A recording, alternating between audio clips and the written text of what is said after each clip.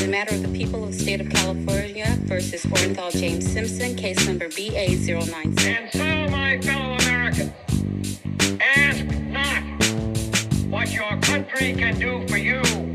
Ask I've been up for a long time already. You've been what? It's 10 a.m. Pacific time on, I think, Sunday, and I've been up since 7, which is gross. I know. I haven't been able to sleep recently either. Yeah, I I hate can it. empathize. Yeah. Boo. Hi, everyone. Welcome to Doomed to Fail, or the podcast that brings you history's most notorious disasters and epic failures twice a week, every week. I am Taylor, joined by Fars, and we're still alive. We're also like pretty consistent. We are. Like we've probably missed like maybe 3 episodes over the past 2 years. Our last episode was episode 150. Yeah, that's pretty good. That's wild. Yeah, like we're Look at all kind the of great. stuff we've learned.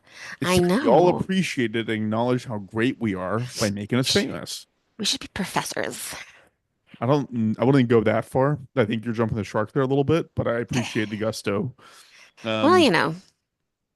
So am I first today? Yes. Okay. So this is gonna be a fun one, Taylor. Oh, thank God. I'm also very sniffly. I apologize to everyone. I'll try to sniff not that much. I don't know what's going on. Just stop breathing and it'll work know. out. Or you can mute yourself every now and then. That's true. But okay. So in a rare move for me, I'm not like you. I'm not as consistent as you when it comes to having series. I learned about something involving North Korea and was like, oh my God, I have to do this because it just like blew me away. It was so fun. Well, Ooh, fun. Fun, bad. Is fun the right word? interesting. Yeah. Yeah, it's kind of crazy. So I'm going to be covering a story again involving North Korea in the United States and a whole host of other countries, whatever. Like really, in general, when I'm talking about like the West, I'm talking about the United States as it relates to North Korea. Make sense? Yeah. Okay. So this was an incredible story involving kidnappings, murder, and a tree that almost sparked World War III. Ooh. Yes. Yes. Cool. And We're about also to do that. full disclosure, I'm gonna be doing a lot of like trying to like articulate a map as I'm having this conversation. So like Mhm. I don't know, like there needs to be like some sort of a trigger or like some sort of warning saying like start visualizing it in your head because like I'll just say it. I'll like be like start visualizing. Here's the map, and I'll start like talking.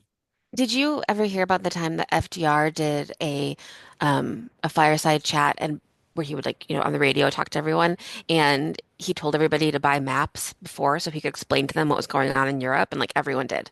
That is awesome. I did Isn't that not know cool? that. So he was like he said the exact same thing like that you just said. He was like, get a map. I'm gonna walk you through it. And people did. Isn't that cool? So if you have a map of North Korea, bust it out. I have one hanging in my bedroom, so perfect. Yeah, I can kind of see it when you pan the camera to the left a Yeah. little bit. I can see that giant map of Mhm. North Korea that you have Yeah. behind you. Comforting. It's one of my favorite art pieces. Yes. Continue.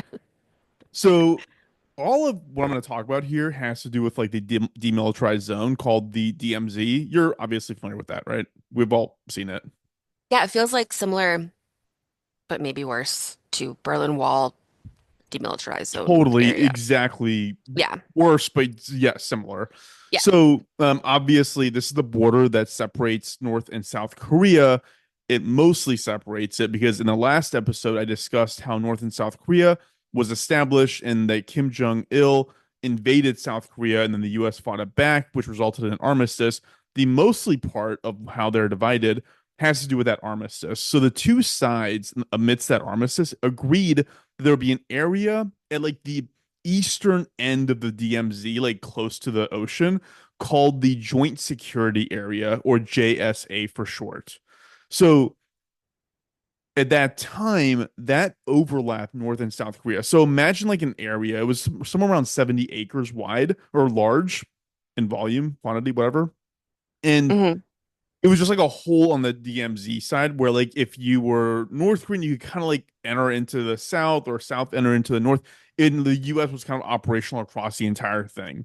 It's not like that hmm anymore. So when you see like pictures of them right now, like I'm not talking about this, but like that's the way it was originally. How how long is the border?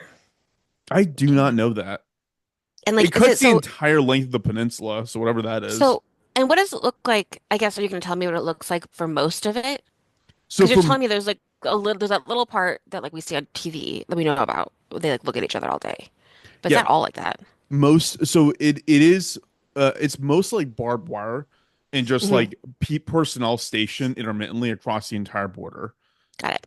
And on the North Korean side, a ton of booby traps to prevent even the attempt of trying to get across into South Korea. Yeah. So, um, the so okay, so as part of this armistice, yeah, they established the JSA. So I'm gonna be referring to the JSA, Joint Security Area. It's just like where all these people can kind of freely move in this like one little bubble. So, like I said, this is approximately 70 acres large, and it has been the site of a ton of issues between the North and South. And again, I Hmm. say South, like, yes, South Koreans are there, Americans are there, United Nations is there, the Swedes are there, like, everybody's there. Like, that's BTS is where there. BTS is probably J-Hope is there. there. They probably Yeah. came in and out every now and then. They had to join the South Korean military, so That's kind of they're cool. doing their Good for service. them. They're doing their service right now. Some of Good them for are. them. Some of them are a Uh, little bit older. We can talk about that later. we will talk about that later. You know, we're going to take up the last 20 minutes of this episode just talking about that. Did this is such a tangent, but did you ever hear how people do their birthday in South Korea? Maybe in all of No. Korea. So I learned this because of BTS. So some of them were getting older and you have to do your military service by the time you're 30. So they're trying to like figure that out. But for a long time, and I think maybe it's still today, everyone's birthday is January 1st. And when you're born, you're one. You're not zero, you're one. So you could be born on December 31st, and the next day you are two. So you're considered two. So you're going to be behind in everything because you're a literal baby. And there's people who are potentially born on January 1st. They're one, then they turn two, and they're going to be like 2 years ahead of you in everything. So it like kind of messes with people's like ability to learn because they're we would count them as like one, but in South Korea they're three. Why would they do it that way? I have no idea. But I think they're starting to Weird. change it a little bit because some of the members of BTS were like, "Oh yeah, he's 25, but he's really 23." And you're like, "What?"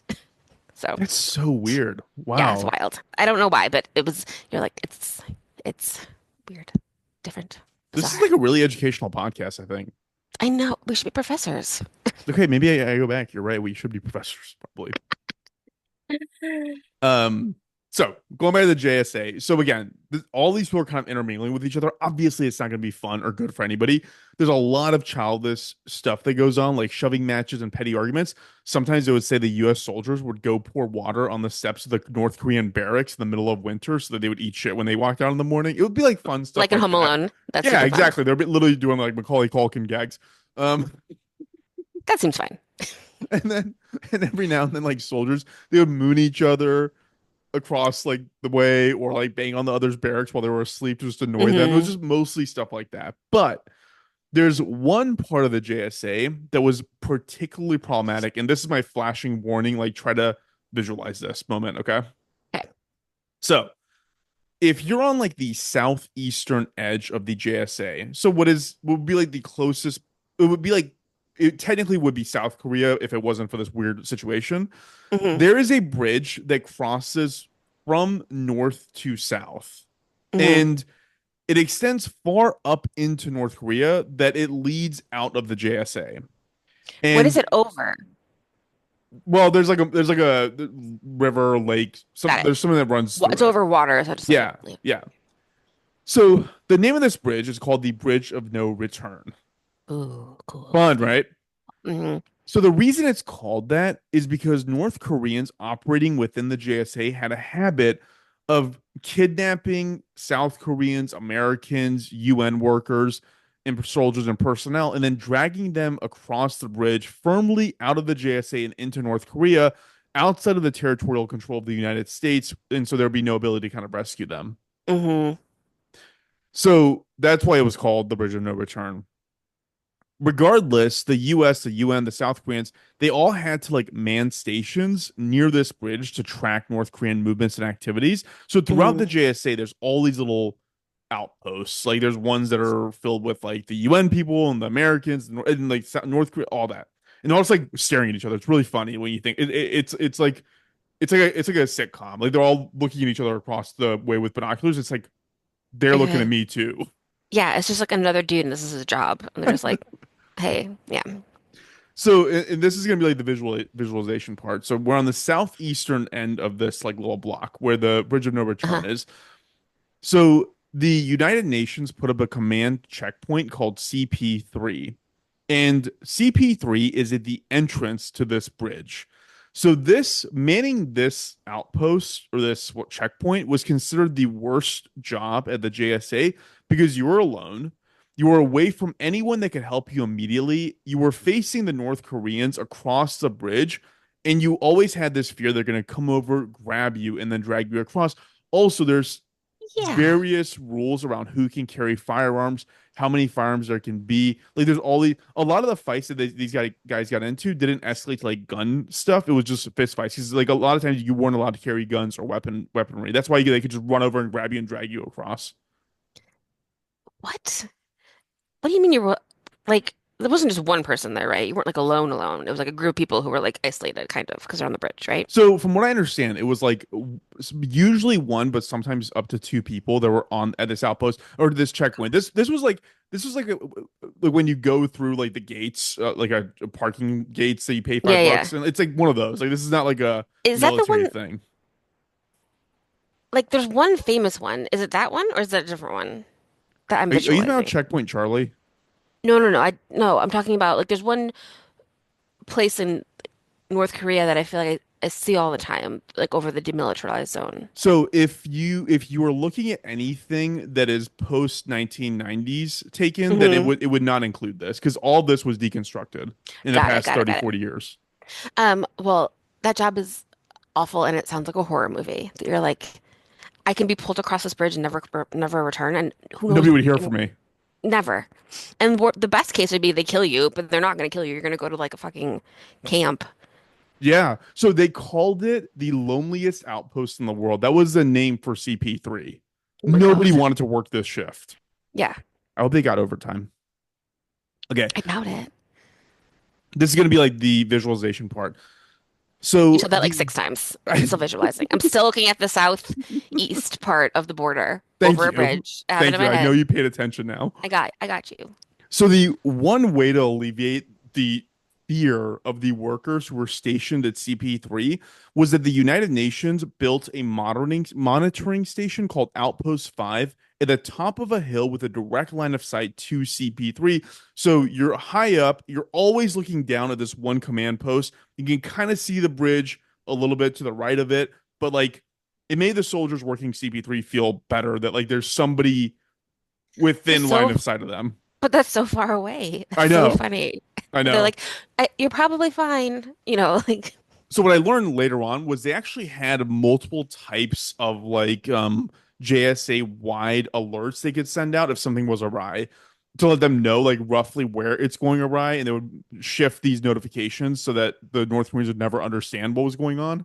It was hmm. kind of fun.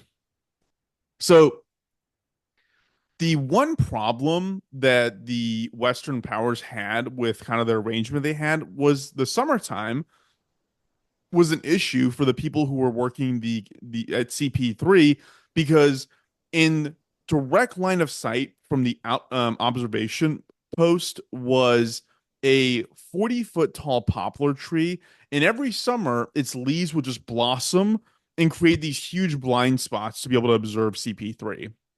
Oh my God. So funny. So on August 18th, 1976, a group of civilian workers, along with United Nations security forces and some U.S. soldiers, decided they're going to make their way to this poplar tree with some axes in hand and start pruning back this tree. It's the So trees in North Korea. it's in the JSA, so legally it doesn't belong to anybody. Got it. So Wait, can you so say what JSA means again? joint security area. Okay. So again, it's just like a camp that everybody just like moves around in and is Yeah, yeah, like yeah. kind of hostile in. So soon after work on pruning this tree began, a North Korean commander, a guy named Pak Chol, who went by the name Bulldog because he had a habit of provoking conflicts, he showed up along with 15 of his soldiers. They sat there, they observed the pruning for 15 minutes before abruptly telling them to stop, that they don't have authorization, that both sides have to agree to quote unquote landscape changes, and that they were outside of violations for whatever their armistice was. It sounds like they're just living in like an HOA, you It's know? so funny. I know, like if Yeah. if there wasn't like a bloody end to this piece, like it would actually be really hilarious. So the Western forces ignored this, and apparently they did so pretty disrespectfully. Apparently, turning your back on somebody when they're talking to you is like the worst thing in the world, and that's what the Hmm. soldiers here did. And the commander sent soldiers up the bridge of no return to bring in reinforcements of about 20 more soldiers. Once they arrived, he again told them to stop pruning the tree. They turned their back on him again, and the commander shouted to his men in Korean, quote, "Kill the bastards." Hmm. So for the next 30 seconds or so, a fight ensued that injured all but one person on the western side of this, except for two of the U.S. soldiers, two guys named Barrett and another guy named Boniface. They were killed by North Koreans who grabbed the axes that were dropped by the pruners and just hacked these guys and butchered them. Oh my God. Yeah. And there's actually, so the outpost that was monitoring this was filming this live and like caught all of this in real time happening. There's actually video stills that you can see, like there's some guy with an axe handle running at another guy. And we don't, I mean, I assume that was one of these two. Wow. So North Korea broadcast that what had happened from their perspective was basically that the North Koreans did nothing wrong. They would defend themselves. The U.S. instigated an attack. They attacked these guys and they just defended against the U.S. Shortly thereafter, a North Korean delegation at a conference of countries that never picked a side on the Korean War, they proposed the U.S. should vacate the Korean Peninsula entirely. They use this as like an example of like, hey, America's doing like horrible things. They provoked an attack on us for no reason. We just need to get them out of here immediately. Hmm. So, amidst all of this, the U.S., specifically the part of the U.S. that was being run by George H.W. Bush, the CIA, had learned that they had missed a huge buildup of military forces in North Korea. Hmm. And this was the And they didn't see height. that from their little tree that they Yeah, had, they couldn't make it their out little from the tree little. house. Yeah, they Yeah. should have cut more of it back. But also, this was the height of the, well, not the height of it, but this was like the Vietnam War was still going on, and so Hmm. resources there could have been sent to North Korea were being diverted to Vietnam. So that was also a piece Totally. of this. A mess. Yeah. So because of this buildup and because of the proposal for the U.S. to lead, the U.S. concluded that all of this was kind of like a chess game to position North Korea for another invasion into the South. They're like they're building up their military. This attack was weird and like seemingly unprovoked. Like they're getting Hmm. more and more antsy to attack and go back across the border. It's been 20 years. So there wasn't a ton of options the U.S. could respond with to the murders and what it perceived as escalations to an eventual invasion. The options seemed to be do nothing, which would look weak and result in an invasion, Hmm. respond in kind, like kill some of their men, and that would obviously lead to a war. And the third was to present the US's military power in a way that was hopefully not going to incite a war, but also show like strength. That was the Hmm. idea. And the US general responsible for all US forces in North Korea was a guy named Richard Stilwell, and he chose the third option. So that is what Operation Paul Bunyan would come to be known as, which was a plan to respond to the murder and also demonstrate the US's capabilities and their commitment to South Korea. And the goal was like pretty simple. Like it was literally just chop down the tree, but to do it in such a way that would make North Korea like never want to like do this again. Hmm. So this is going to be like a long list here. Oh my So gosh. the plan was to send in 8 military engineers to chainsaw the tree down and a support system to keep the North Koreans at bay. So accompanying the 8 responsible for taking the tree down was 2 platoons. And I learned that a platoon consists of like 40 soldiers apiece. So that's 80 soldiers. That's very helpful because I always thought that a troop was more than one person, but it's one person. So I was like, that doesn't make any sense. But platoon being 40, that totally makes sense. Yeah, I had to do the math. I was like, I don't know how Yeah. big any of this is. I have no context here. So they sent in 2 platoons, so 80 people. They sent in South Korean special forces, so their version of the Green Beret. They sent this was all the plan, an infantry consisting of 150 men, 24 howitzers, which I didn't know what those were either. But if you know, like you know how like there's those giant weapons where they're usually on 2 tires, and it's just like a tank, like funnel. What are they called? A barrel. The barrel of a tank, it Mm-hmm. looks like. Mm-hmm. It's one of those things. So they sent 24 of these. Along with them were 24 men to who would be the ones responsible for using it. They sent 20 helicopters called Hueys, which were, if you recall Rambo movies, it's the helicopter that he escapes in. Like it's never the Mm-hmm. good helicopter. It's like a utility helicopter. They Yeah, sent yeah, yeah. 20 of those, but they also sent 12 gunships, which are the type of helicopters Rambo flies when he's attacking the enemy. Everything is just like different shades of Rambo here. Yeah. No, no, that's the time. Rambo There you is go. a movie about the Vietnam War Yeah, yeah. making you into a crazy person. Yeah, Yeah. it was awesome. They sent several what are called F-4 Phantom fighter bomber jets, a larger strategic bomber filled with nukes called an F-111, several B-52 bombers, and This is these like were really overreacting. no, it gets better. So Okay. these B-52s, they were on a vector to be basically over Pyongyang, the capital of North Korea, as this project was supposed to begin of cutting down this tree. So the What? signal being sent was this thing is full of nuclear warheads. It is over your capital and do anything, and these all come down on you right here, right now. But the funnest one, Taylor, is they took the USS Midway, an aircraft carrier with 40 combat planes, and positioned it off the coast of North Korea. Oh, great. No, that's Is that fine. fun? Oh my God. And in addition to all of this, they were planning to rig the entire bridge of no return with explosives.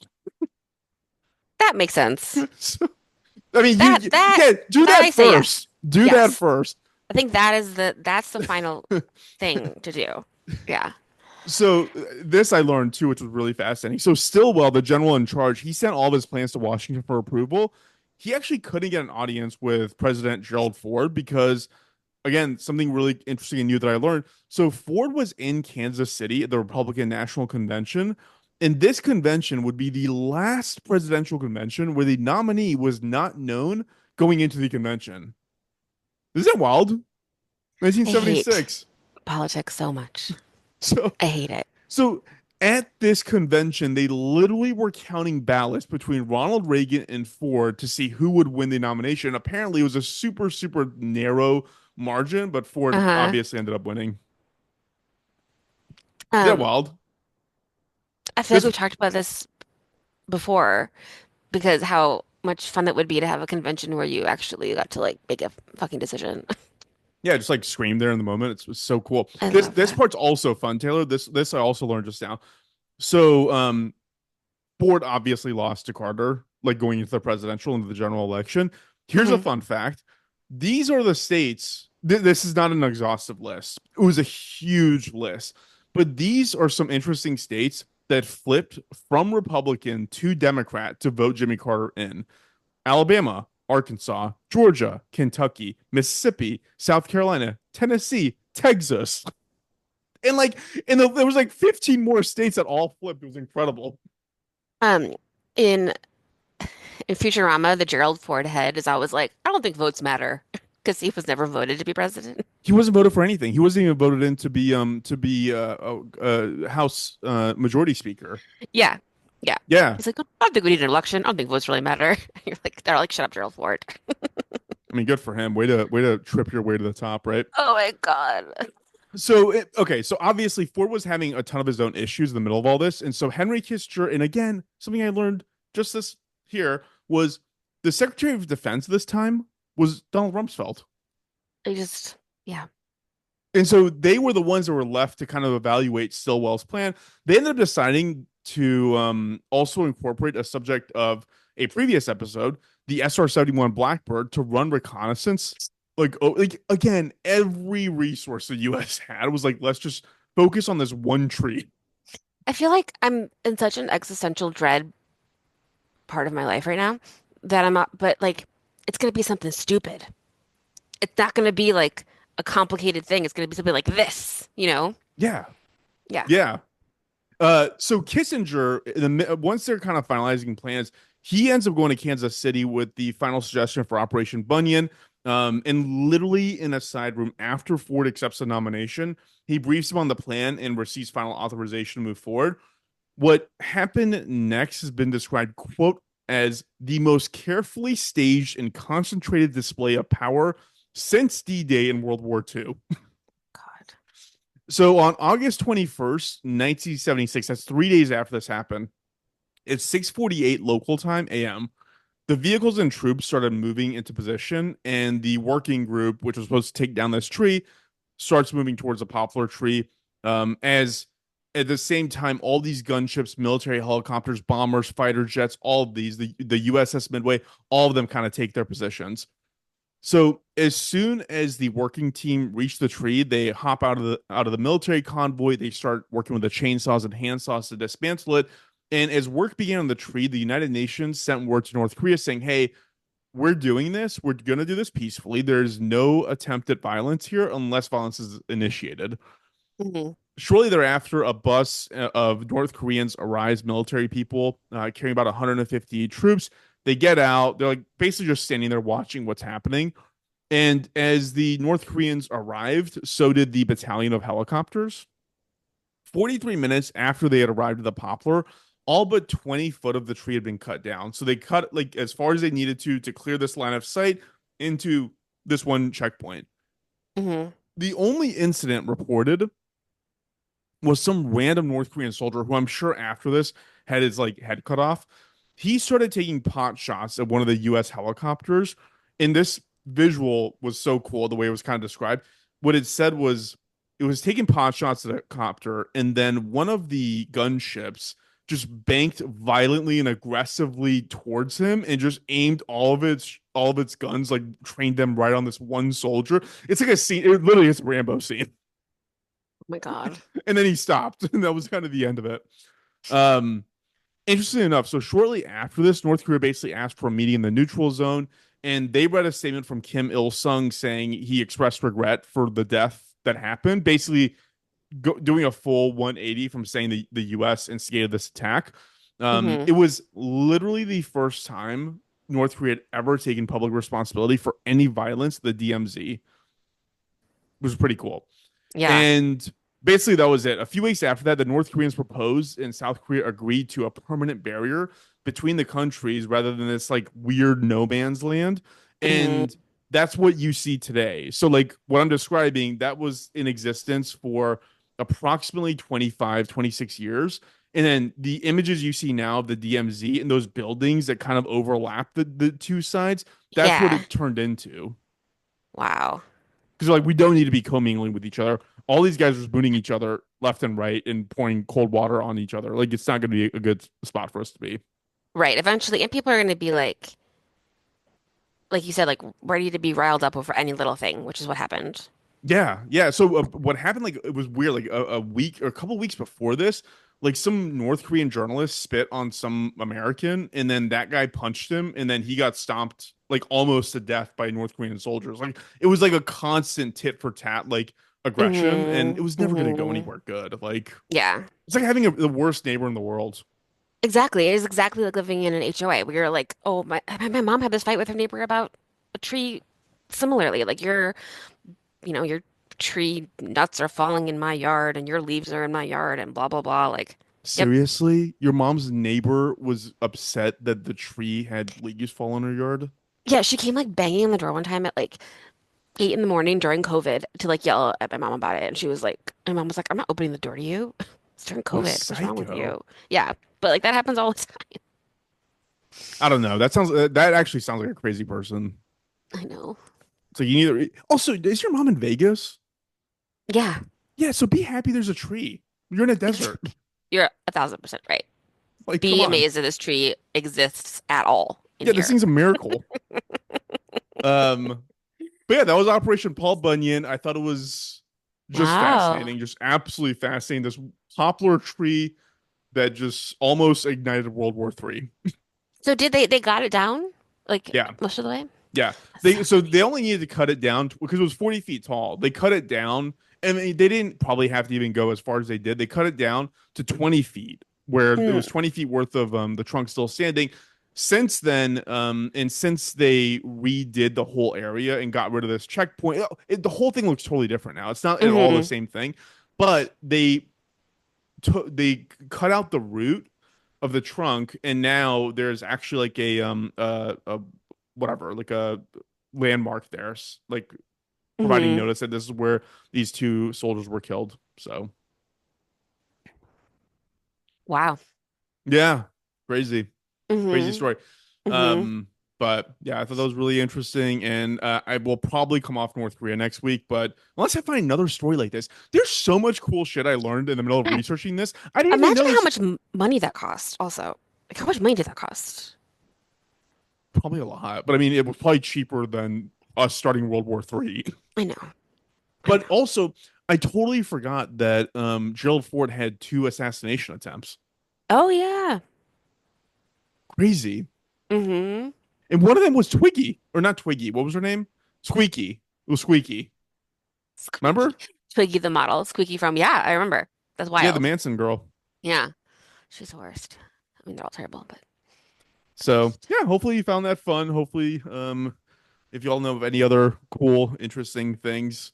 But once I read that they positioned the USS Midway off the coast of North Korea, I was like, okay, I gotta talk about this. This is like insane. Yeah. There's so many people to like be a part of this I silly know. thing. Yeah. Yeah.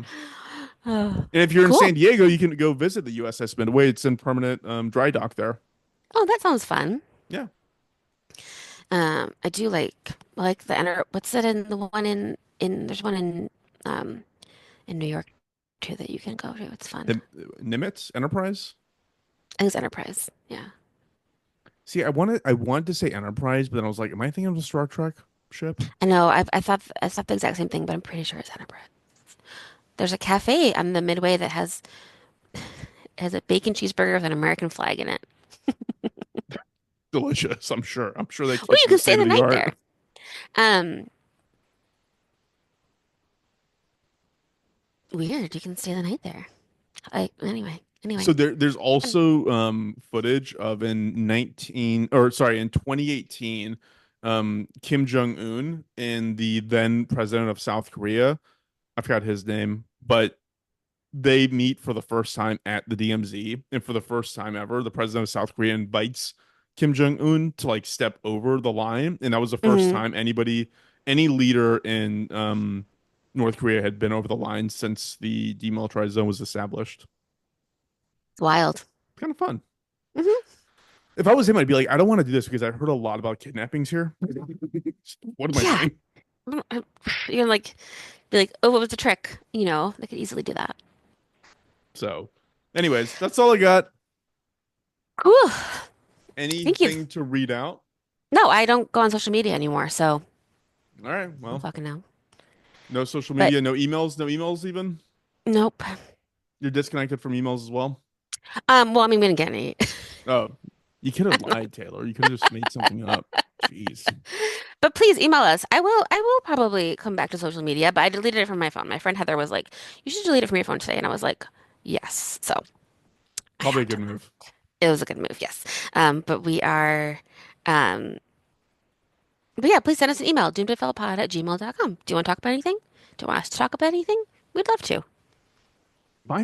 Give us more fun stories like this. Yeah, like what's like a weird thing that you like I have a huge list that I'm gonna go into after for next week. Something weird. Something weird. Let's get weird. Like this literally could have been the launching of World War III. At one point I read something where like one of the generals was like they actually received authorization to use nuclear weapons for the first time since World War II over this because they're like we Oh might my actually have God. to bomb the capital into oblivion. Like it's crazy. Like it's a tree. I know. I think they should have Also, just like moved closer. Like move. You also, move. this is like a really good example of not every fight is worth fighting. Yeah. No, totally. Like move your guard tower 10 feet to the left. Well, I was actually talking about the North Koreans in this dynamic, not the Americans, but sure. No, I mean everyone overreacted. So I think that the checkpoint was there, and then they built the observation point afterwards, and the poplar tree probably grew into it. But because I mean, it was there for 20 years. Like this didn't Or happen like overnight. shoot it. Can't you just bomb a tree? I guess that would Okay, also be very so instigating. yeah, so that was literally, wow. Are you like a general or something? Because that I was am. actually Damn it, Rommel, I've read your book. that was That was the exact plan that was going to be the backup if the chainsaw situation didn't work. Was they actually had bombs? They were going to strap to this thing and just fucking blow it into a bunch of like toothpicks. But they were Yeah, like, that'll trees burn also down. probably kill a bunch of people there and cause more problems. Oh my God. That's so funny. What a world. What a world we live in, you guys.